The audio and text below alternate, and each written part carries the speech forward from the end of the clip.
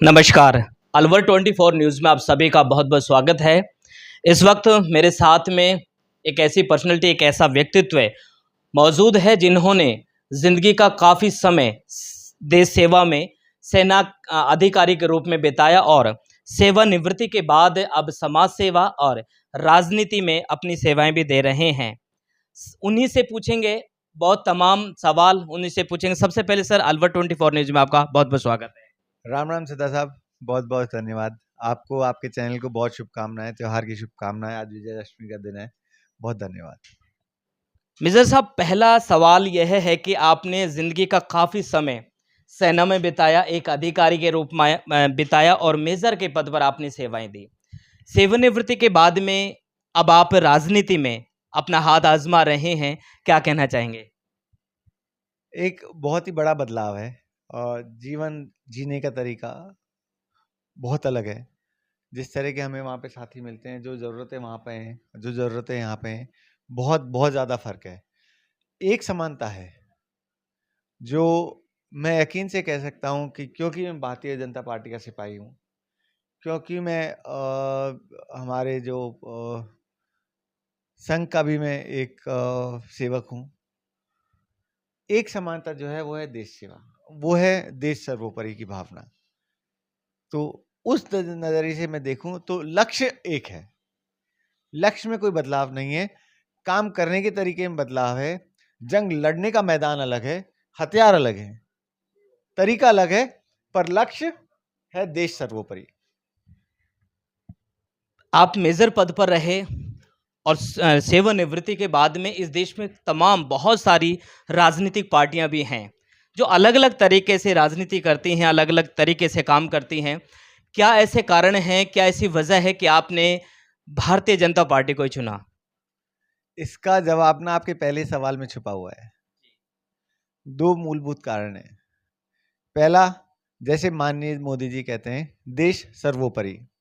फौज में भी देश सर्वोपरि है और भारतीय जनता पार्टी का जो फंडामेंटल है, जो मूल है, जो आधार है, जो नींव है, उसका भी है देश सर्वोपरि है।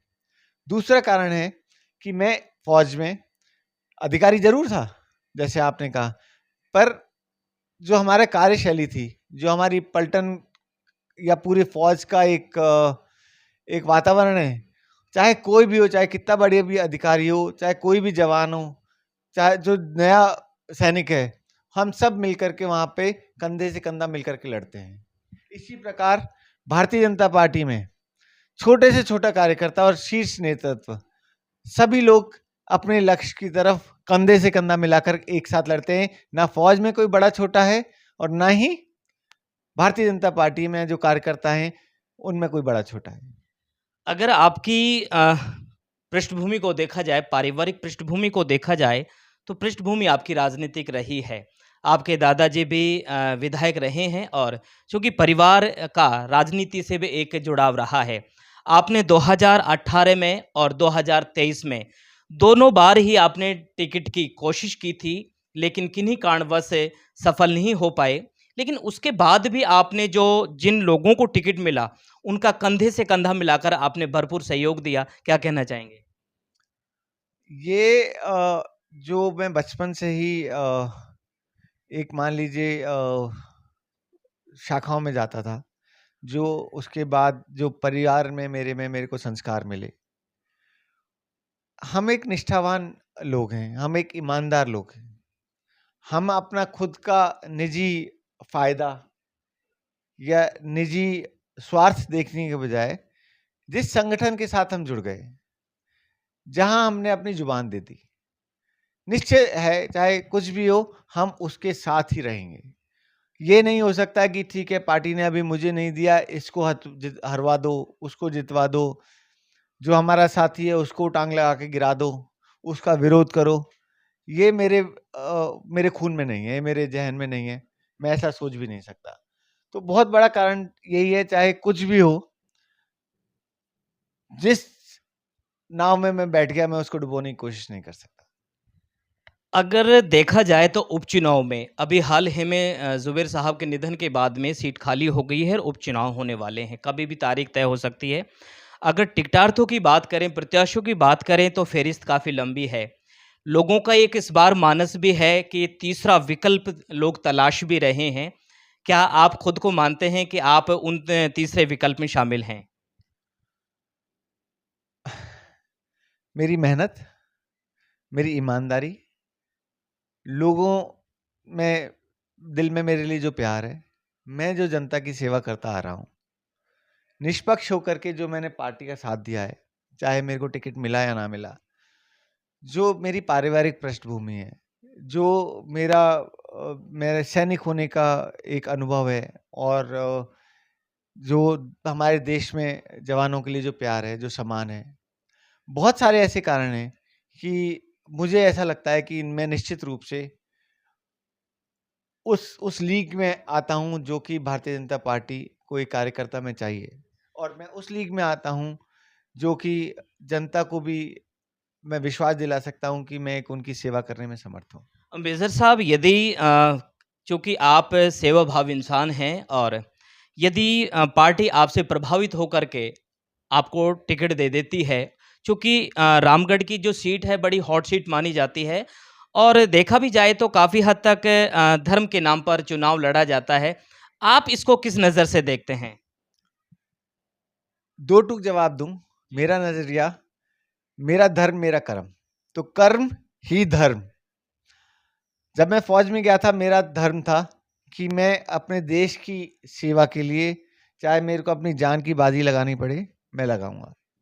आज जब मैं राजनीतिक वातावरण में आया हूं, आज मैंने भारतीय जनता पार्टी का दामन संभाला है, तो मेरा धर्म है कि मैं भारतीय जनता पार्टी का जो असूल है, जो जिन लोगों को बीच में मैं रह रहा हूं, जो समाज की मैं सेवा करना चाहता हूं, वो मेरा धर्म है।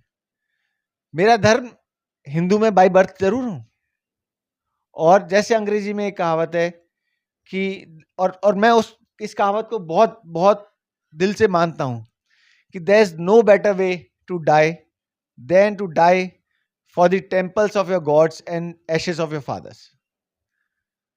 स्पष्ट शब्दों में बताऊंगा कि जीना और मरना अगर है तो अपने भगवान के मंदिरों के लिए, जीना और मरना है तो अपने परिवार, अपने समाज, अपने पुरखों की आन बान शान के लिए।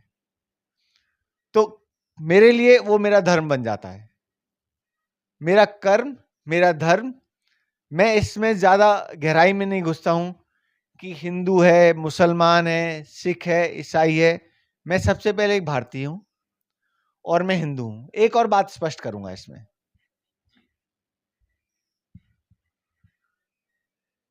जाति नाम का जो शब्द है हमें हमारी किताबों से मिटाना होगा। हमारे लिए धर्म ही बहुत बड़ा है। हमारे लिए आपस में धर्म ही बहुत बड़ा है। उसको हम आगे जातियों में बांटेंगे, गिनेंगे तो हमारी सबसे बड़ी मूर्खता है।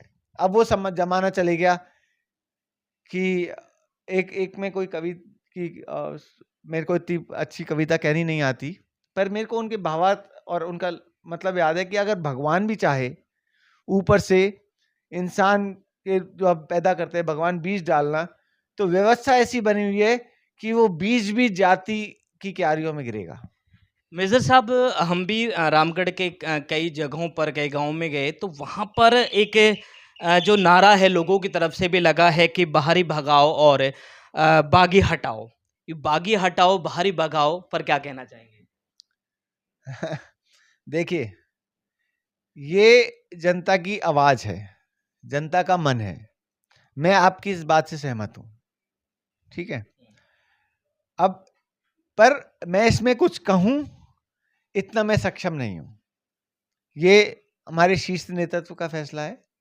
वो जो फैसला करेगा वो हमें सबको तहे दिल से सर माथे पर।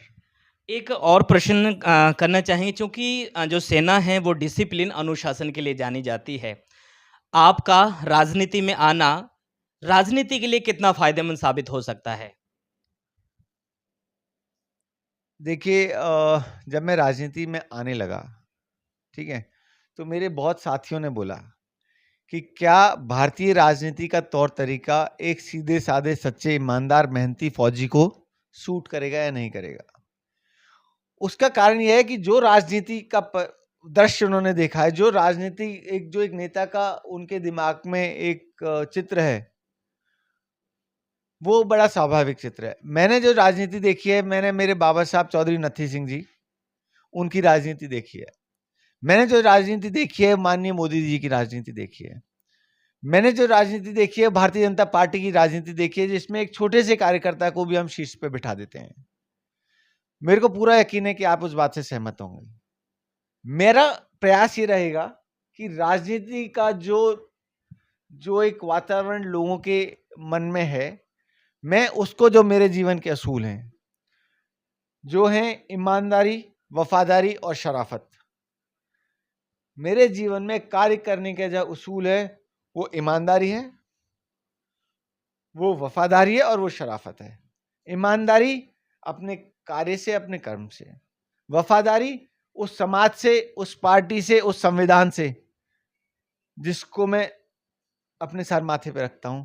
और शराफत अपने आचरण से, कि मैं किस सरल भाव से, और आप यकीन मानेंगे और आप भी इस बात से सहमत होंगे कि लोग बाग बहुत सारे बोलते हैं, यार ये तो फौज में इतना बड़ा अफसर था, इतनी सरलता से हमारे बीच में घुल मिल जाता है।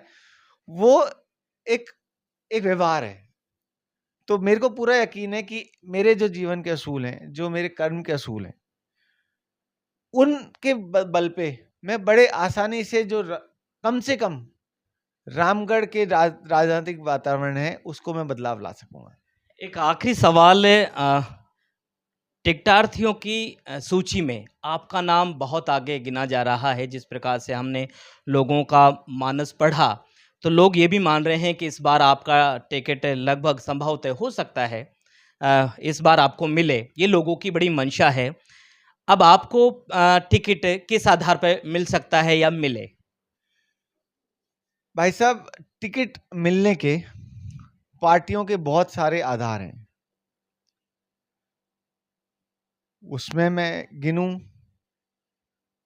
तो जो मेरा प्रशासनिक अनुभव है, जो मेरा सैन्य पृष्ठभूमि है, जो मेरा राजनीतिक परिवार से वास्ता है, जिस समाज को मैं आता हूं, जिस गरीब तबके में मैंने सेवाएं दी हैं, जो सर्व समाज में मेरे लिए एक एक्सेप्टेंस है, जो मेरे अंदर